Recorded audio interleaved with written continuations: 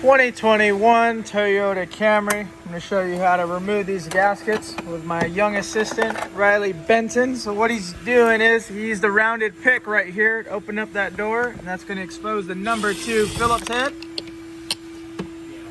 That's going to release the tension, and he's going to get his flat panel tool and release the tension right here all across. 1, 2, 3, 4. And then he's going to take out that seal. There you go. This kid's a pro. Look at him. All right, and sometimes that little gasket right here comes out. It's okay. Goes right back into place, and then he's going to jump to the front door. Oh, we're pedaling on. Yes, sir. Very similar to the back door. He's going to open up this little door right here. Number 2, Phillips head. He's going to take that out. Notice he has the long extension right here so it doesn't mess up any of the door handles. Trim like that.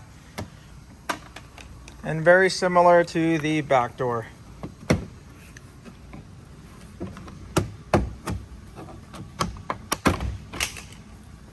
That is common. That little trim piece falls off.